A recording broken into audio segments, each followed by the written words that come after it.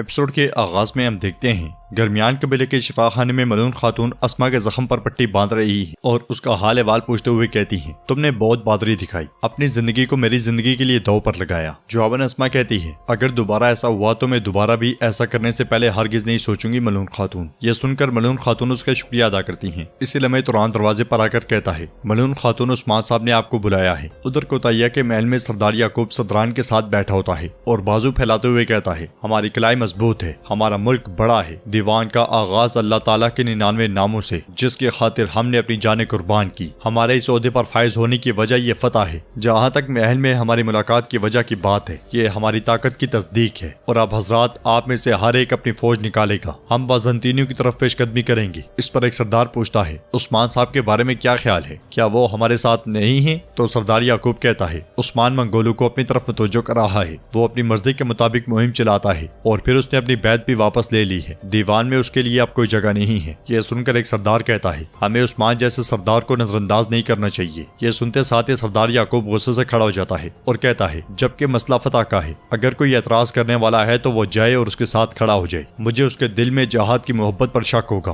और अब हजरात आप में से हर एक मेरे झंडे तले खड़े होकर मुत्तहिद होगा। हम सब एक जिस्म से फतोहात करेंगे। क्या आप मेरे साथ हैं? बारी बारी तमाम सदरान कहते हैं, हम आपके साथ हैं सुल्तान याकूब, हम आपके साथ हैं। फिर सरदार का वैसे खड़े होकर कहता है, आपका कहना है कि उस्मान ने मंगोलों को हमारी तरफ मुतवज्जो किया। अगर ऐसा है तो ये मगरिब की तरफ फतह के रास्ते को भी खराब करता है। क्या हम मिलकर दो महाजों पर लड़ सकेंगे? अगर मंगोलों ने हमला किया तो क्या करेंगे? जवाबन सरदार याकूब कहता है, जो सर कटेगा वो कीमत अदा करेगा। हमारे लिए मंगोल अब कोई मसला नहीं है। इस पर सरदार करत से कहते हैं, आपके कहने का क्या मतलब है? क्या हम कोई मुदाखलत नहीं करेंगे? जवाबन सरदार याकूब कहता है, मंगोल कमांडर का सर मैंने नहीं काटा और ये उस्मान ने आखिरी बार नहीं किया। हमने अब तक जो कुछ बर्दाश्त किया है काफी है। उस्मान हमेशा आग के साथ खेलता है। हम फतोहात करेंगे। हम अपना रुख पहले मशरिक की तरफ फिर कोनिया की तरफ कर लेंगे। मंगोल आज का मसला नहीं बल्कि कल का मसला है और आप हजरात अपने हम वतनों के पास कासिद भेजेंगे। तमाम फौजें मेरे झंडे तले मुत्तहिद होंगी। हम काफरों को नीज तो नाबूद कर देंगे। हमारा पहला हदफ एजनिक है। ये सुनते साथ ही सरदार अपने अपने कासिद वहाँ से भेज देते हैं और फिर सरदार याकूब के इशारे पर क्योमास सब सरदारान को तलवारें पेश करता है। इसके बाद वो सब खाना खाने के लिए बैठ जाते हैं और दूसरी तरफ उस्मान सब अपने घर वालों से कहते हैं, वो पीछे से हमला क्यों करते हैं? तो उरहान कहता है, वो सब कहीं बाहर आए हुजूर, लेकिन हमने उन सब को खत्म कर दिया। फिर बाला खातून कहती है, अगर वो लश्कर लेकर हमारी तरफ आए और हम मुत्तहिद ना हुए तो उन्हें हमला करने से कौन रोकेगा? यह सुनकर उस्मान साहब कहते हैं, लेकिन उनका हदफ सरहदी बाजार क्यों है? जवाबन मलून खातून कहती है, हुजूर वो हमें डराना चाहते हैं। हम नहीं डरते, ये सही है, लेकिन हमारे पैरोकारों का क्या होगा? जो आज बाजार तक आ गए, कल वो दारुल शिफा तक और फिर मदरसे तक भी पहुँच जाएंगे। फिर माओ के दिलों में खौफ पैदा होगा। जवाबन उस्मान साहब कहते हैं, खौफ मुसलमानों की सरजमीन में उगती घास की तरह है जो कभी नहीं उगता, लेकिन अगर वो उसे उगाने की कोशिश करेंगे तो हम उन्हें हरगिज इसकी इजाजत नहीं देंगे। उनका इरादा हमें धकेल कर बाहर निकालना है। बालातुन पूछती हैं, उनका हदफ क्या है? जवाबन उस्मान साहब कहते हैं, उनका हदफ वाज़ेह है। उनका निशाना मैं, सदरान और याकूब बे हैं। इसके साथ ही वो सब खेमे से निकल जाते हैं। इधर महमद अपने घर वालों के साथ बहुत परेशान है और कहता है, उन्होंने मेरे बाबा की मुझे दी गई अमानत पर हमला किया। मैं इस अमानत को नहीं संभाल सका। इस चीज ने खास तौर पर मुझे उस उरहान के सामने शर्मिंदा कर दिया। तो सादत खातून कहती है, मेरे बेटे पुरसकून हो जाओ, वो उन जैसे नहीं है जिन्हें हमने पहले देखा है। उन्हें तुम्हारे बाबा की गैर मौजूदगी का इन हुआ तो उन्होंने बाजार पर हमला कर दिया। जवाबन गोंचा कहती है, शायद वो मेरे बाबा और भाई को मारने आए थे,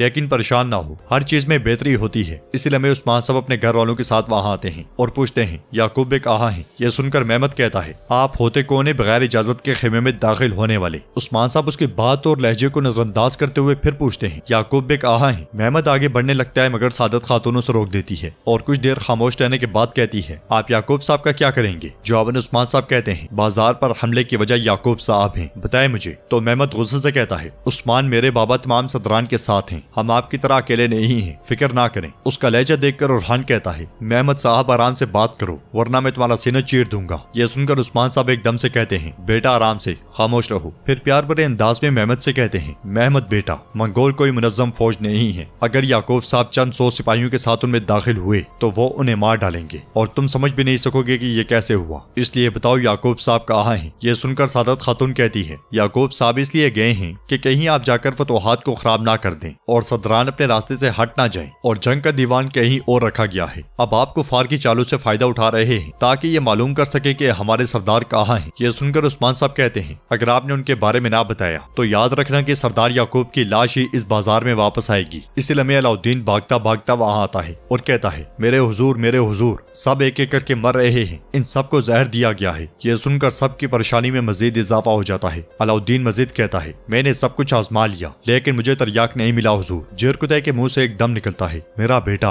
ये कहते साथ ही वो वहाँ से भाग पड़ता है। अलाउद्दीन मजीद कहता है, हम उन्हें खो रहे हैं। पहले रगे सुकड़ती हैं, फिर दिल की धड़कन तेज हो जाती है, मामूली जख्म आहिस्ता आहिस्ता बढ़ रहे हैं। ये सुनकर सादत खातून कहती है, करीबी कबीलों में खबर भेजो, मैं चाहती हूँ कि सबसे ज्यादा हुनरमंद तबीब यहाँ पे आ जाएं। इसके साथ ही गोंचा भी धड़ाम से जमीन पर गिर जाती है। ये देखकर सब एकदम उसकी जानिब लपकते हैं और अलाउद्दीन खड़े खड़े कहता है, गोंचा खातून। उसके कदम और नजरें एक ही जगह रुक जाती हैं। खवातीन गोंचा को उठाकर वहाँ से ले जाती हैं। फातिमा अलाउद्दीन को झंझोड़ते हुए कहती है, भाई होश में आओ भाई। तो अलाउद्दीन कहता है, मरहम की जरूरत है, मैं अभी वापस आता हूँ। ये कहते साथ ही वो भी खेमे से भाग पड़ता है और मेहमद उस्मान साहब से कहता है, अगर आपने वो सोना आराम से और बाइज्जत तरीके से मंगोलों को दिया होता तो हमें ये दिन आज ना देखना पड़ता। मैं तुम्हें मार डालूंगा उस्मान। ये कहते साथ ही वो उस्मान साहब पर हमलावर होता है मगर उस्मान साहब उसका बाजू मरोड़ देते हैं और कहते हैं, हम मजबूत हैं लेकिन हम सब्र करते हैं, मुझे गुस्सा ना दिलाओ। बेटा अब बताओ तुम्हारे बाबा कहाँ हैं, वरना ये जान लो कि जो दर्द हम सह रहे हैं वो सिर्फ शुरुआत है, तुम्हारे बाबा की जान खतरे में है, चलो बताओ मुझे। ये सुनकर मेहमद सोच में पड़ जाता है। उधर सोगोत में बेंदर वेस्लिस और सिपाहियों के साथ एक घर में दाखिल होता है और कहता है, अच्छे से तलाश करो। ये सुनते साथ ही सिपाही तलाश में लग जाते हैं और वेस्लिस बेंदर से पूछता है, हुजूर क्या आपको यकीन है? तो बेंदर कहता है, ये वाहिद घर है जिसके मालिक को हम नहीं जानते, मुझे लगता है कि कुछ बुरा होने वाला है। इसी लम्हे दो सिपाही आकर कहते हैं, बेंदर साहब हमने हर जगह देखा, घर साफ है, कुछ नहीं मिला। ये सुनकर बेंदर खुद वहाँ का जायजा लेने लग जाता है। जैसे जैसे बेंदर अपने हरबे आजमाता है वैसे उसके चेहरे का रंग उड़ता जाता है। कुछ देर की मेहनत के बाद बेंदर को खुफिया रास्ता नजर आता है जिसे वो खंजर से खोलने की कोशिश करता है। ये देखकर वैसे उसका हाथ भी उसके खंजर पर चला जाता है मगर इसी दौरान उस्ताद गवेरा वहाँ आता है और कहता है, अल्लाह अल्लाह बेंदर साहब क्या हो रहा है? तो बेंदर कहता है, ए हान तुम यहाँ क्या कर रहे हो? जवाबन उस्ताद गवेरा कहता है, बेंदर साहब मैं नहीं जानता कि कैसे कहूँ। ये कहते साथ ही वो सिपाहियों की तरफ देखता है तो सिपाहियों को बेंदर बाहर भेज देता है। सबके जाने के बाद उस्ताद गवेरा कहता है, बेंदर साहब आप बहुत हुनरमंद हैं, मैं ये बात पूरे दिल से कह रहा हूँ। आपने वो ढूंढ लिया जो किसी को नहीं मिला